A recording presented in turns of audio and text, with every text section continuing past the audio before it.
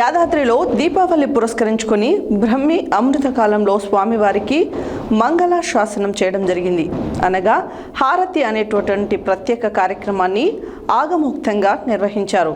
ఆ తర్వాత నిత్య పూజా కార్యక్రమాలు, అభిషేకాదులు యథావిధంగా జరిగిన తర్వాత సాయంత్రం అమ్మవారికి ధనలక్ష్మి పూజా కార్యక్రమాన్ని చేసి బాణసంచారం కాల్చడం అనేటటువంటి కార్యక్రమం నిర్వహించారు. యాదాద్రి భువనగిరి జిల్లా ఈరోజు దీపావళి పురస్కరించుకొని బ్రాహ్మి అమృతకాలంలో స్వామివారికి మంగళ శాసనం చేయడం జరిగింది. అనగా హారతి అనేటువంటి ప్రత్యేక కార్యక్రమాన్ని ఆగమోక్తంగా నిర్వహించారు. ఆ తర్వాత పూజా కార్యక్రమాలు, అభిషేకాదులు యథావిధిగా జరిగిన తర్వాత సాయంత్రం అమ్మవారికి ధనలక్ష్మి పూజా కార్యక్రమాన్ని చేసి బాణసంచారం కాల్చడం అనేటువంటి కార్యక్రమం నిర్వహించారు.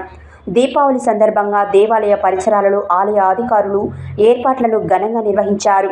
యాదగిరిగుట్ట పట్టణ ప్రజలు, జిల్లా ప్రజలు, భక్తులందరూ కూడా సేవించి తరించారు.